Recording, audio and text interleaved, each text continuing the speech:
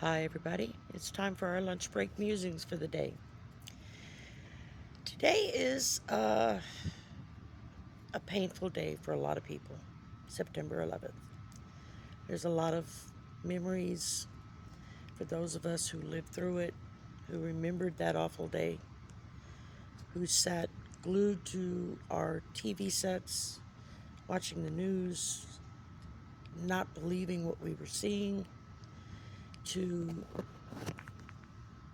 those around us, countries around us who reached out and took our people in and kept them safe, who were stuck up in the air. I'm thinking maybe mainly of Canada, Ganville. I'm sorry, the name is escaping me right now.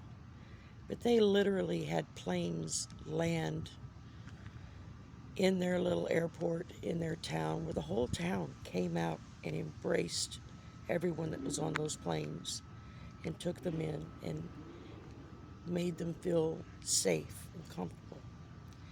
That's something we can never thank them enough for. The same happened around the world in other countries, because literally that day air control was shut down. Planes were forced to land wherever they were.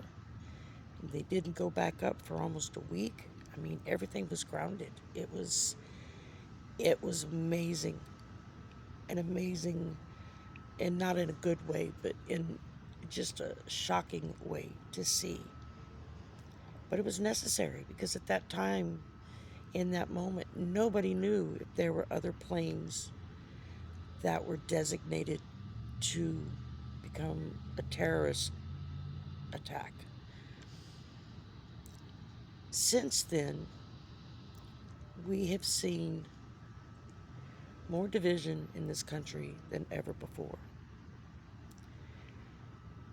Yesterday, we had a horrific school shooting in Colorado, where I think it was 3 or 4 children were shot and are still in critical condition.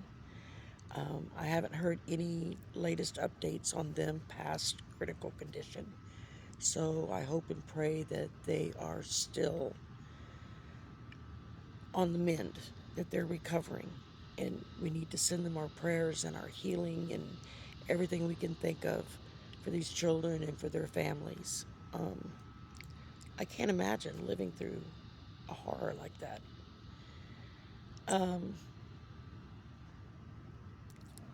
We also had the murder of Charlie Kirk, who is a right-wing extremist when it comes to his political ideology.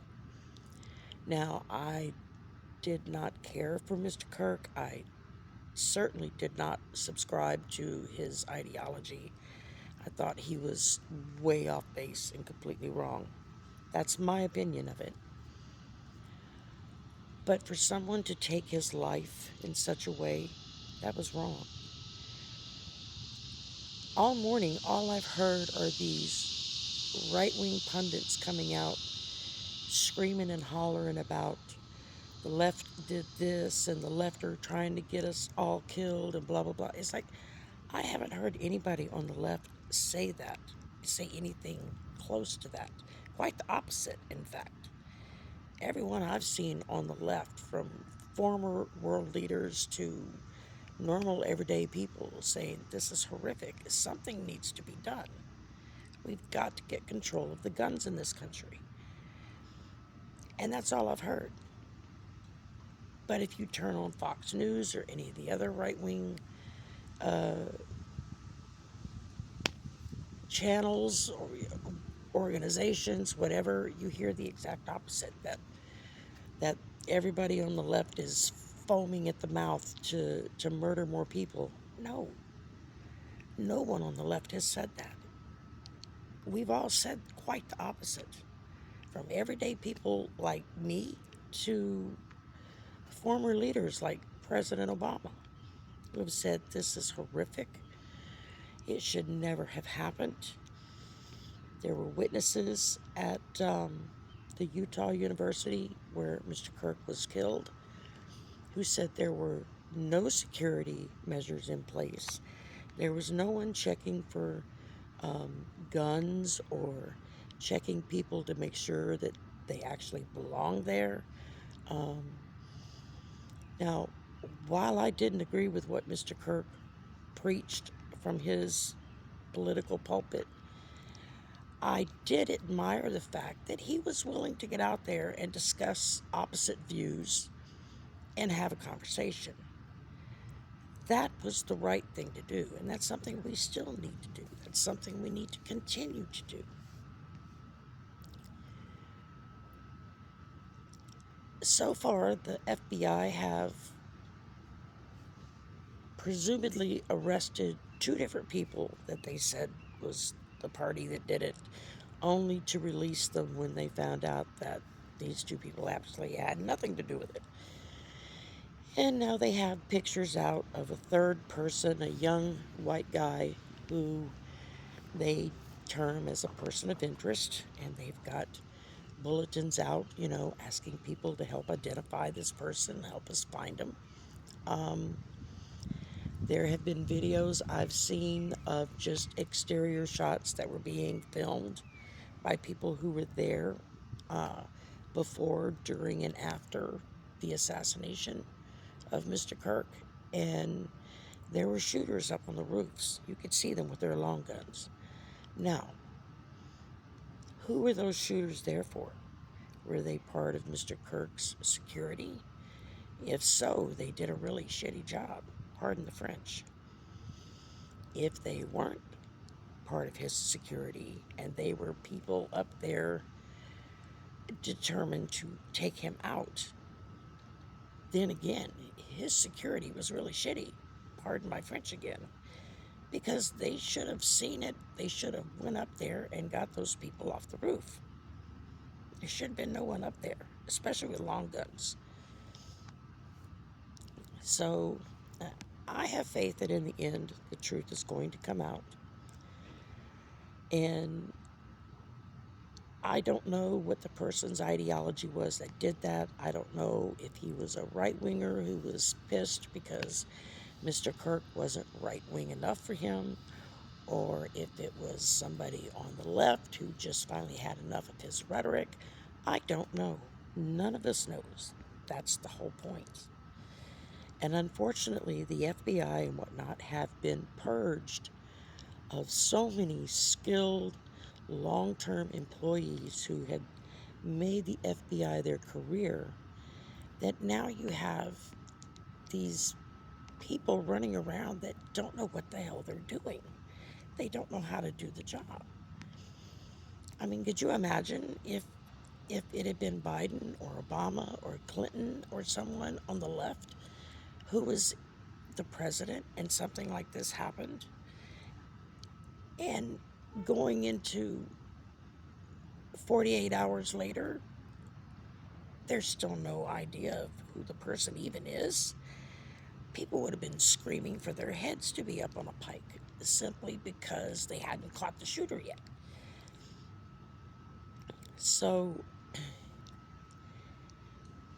it's been fairly disturbing. I mean, I work at a university, as most of y'all know. And so, yeah, it's frightening. It took a little bit of extra courage this morning to get up and come to work. Simply because I work in a department where the vast majority of our students and faculty are foreign. And it worries me that someone might decide to make an example of them. And that worries me because these are remarkable young women and men that are here. Absolutely remarkable. And they work hard and they study hard. And so it's heartbreaking to know that everyone is now tiptoeing around on eggshells for fear of setting off somebody who may be this close to being triggered. So I wanted to draw some cards on it. I wasn't really quite sure what question I wanted to ask or how I wanted to ask it. So I just simply put it, just give me an idea, again, of the general temperature politically of what's going on in the country. Right wing, left wing, middle of the road, I don't care. I just want to know what people are feeling. And so the first thing I drew, the Three of Cups.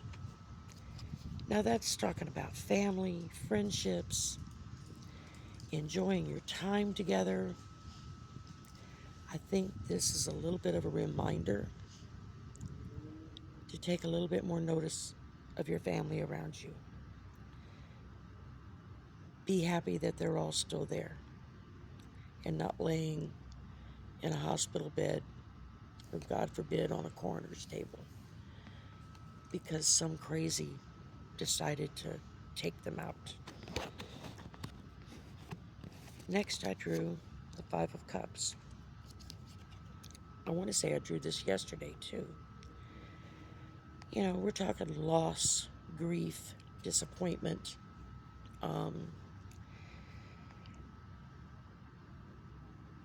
wanting to pack up and leave and get out of there. I know a lot of people who are like, it's time for me to get the hell out of this country before I get killed.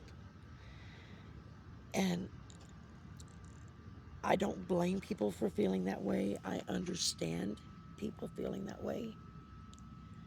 I refuse to bow to that. No, I'm going to be here and I'm going to stand up and protect my rights, your rights, everyone's rights, our civil liberties. I'd be damned if I'm going to tuck tail and run, all because somebody wants to strip us of our civil rights. Because that's the only way they know how to hold power, is to take away our power. Next, I got the Seven of Cups. We're talking about a lot of choices. People searching for a purpose right now. People looking at the extremes. Should I go all the way this way or all the way that way? People trying to find the good opportunities in all of this, and are they even available? Next, I drew the Queen of Pentacles. Now, Queen of Pentacles, this represents that feminine energy, someone who's reliable, who's nurturing, who's practical. It also represents security. And I feel like the Queen of Pentacles is feeling the pinch right now because her security failed. It failed in America. And I don't care what his ideology was. He was an American and didn't deserve that. His small children didn't deserve to lose their family. Those kids in Colorado who were seriously injured because a shooter decided to bring a gun to school and shoot up, they didn't deserve that. Their parents don't deserve that. That community doesn't deserve that. We've got a lot to be accountable for as a country. And number one, we need to seriously sit back, take stock, and decide what's more important, having as many guns as my greedy little hands can hold, or protecting my children and my family. What's more important? That's the question we need to ask ourselves. What is more important, having your guns or having your family safe? Next, I drew the Eight of Swords.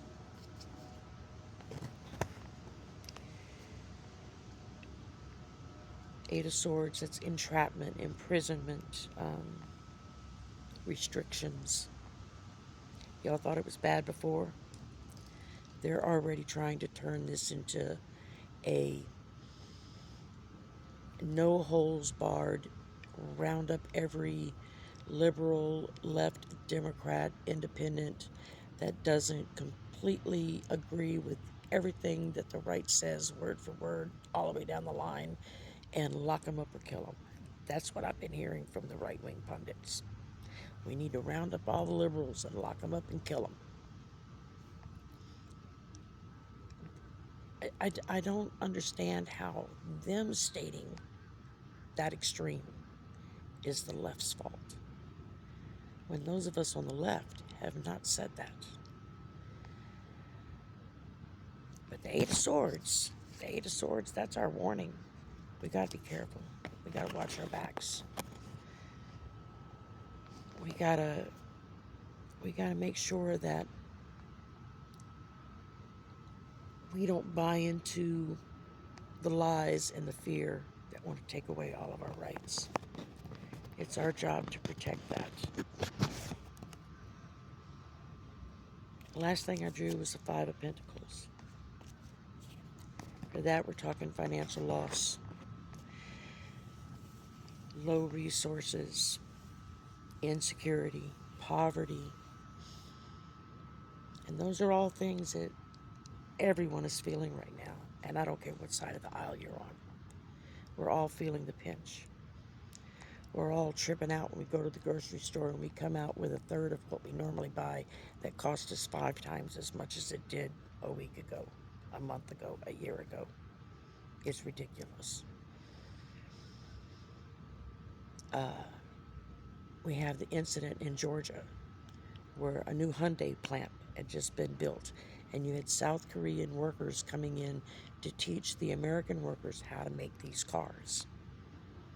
And somebody saw people that looked different than her white skin, so she called ICE on them. And ICE showed up instead of checking with the authorities at that plant first to find out who are these people and what's going on. No, they just go rushing in there like they're, swinging their dicks move, and literally shackled these people.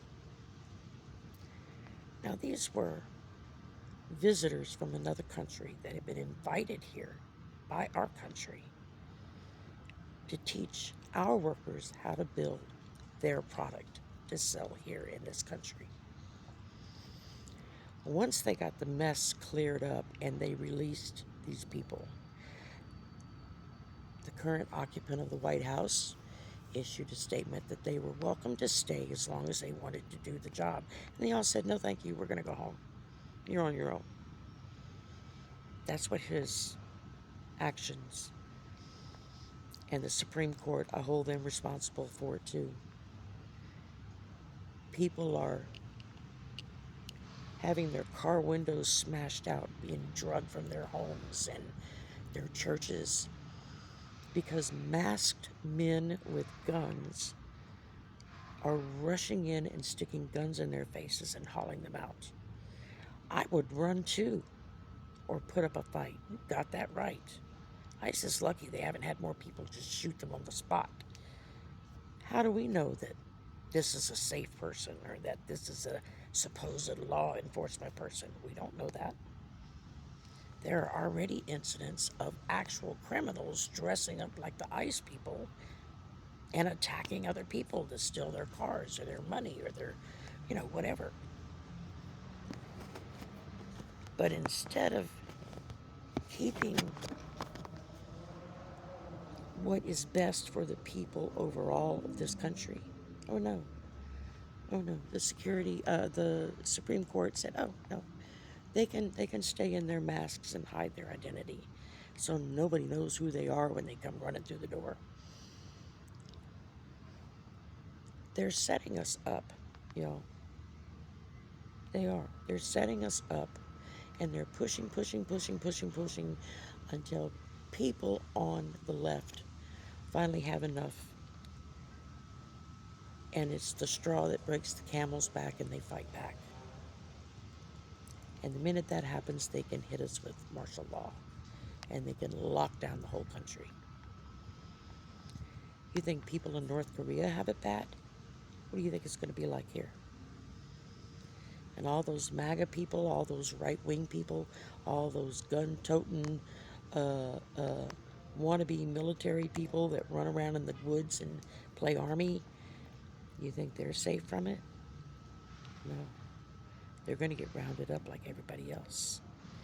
They're going to have their guns taken away from them, like they want to do with other groups of people.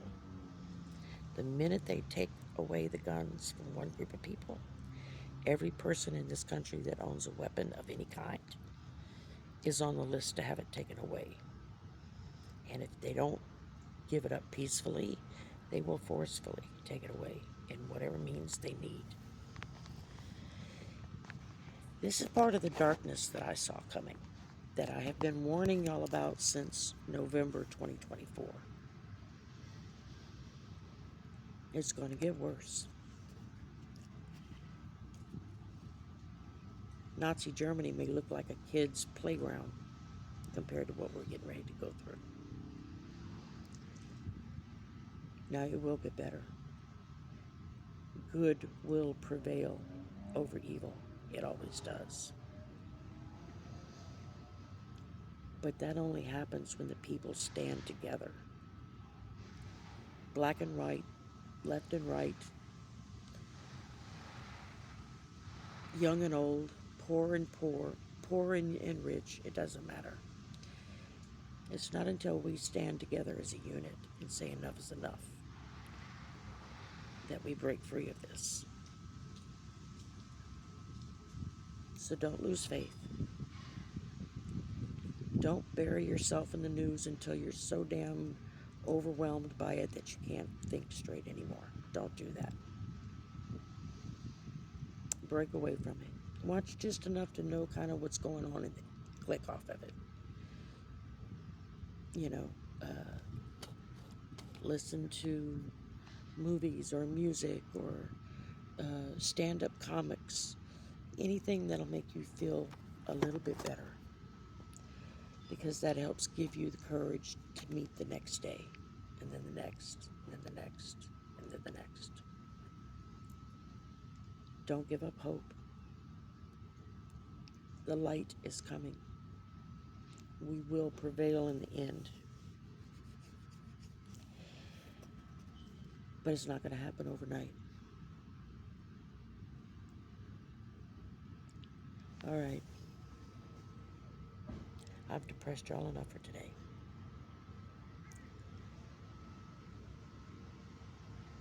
Just say a little prayer and be thankful that you still have your family with you. Do whatever it takes to keep them safe. And fight like hell to keep our country free. I'll talk to y'all later. Bye for now.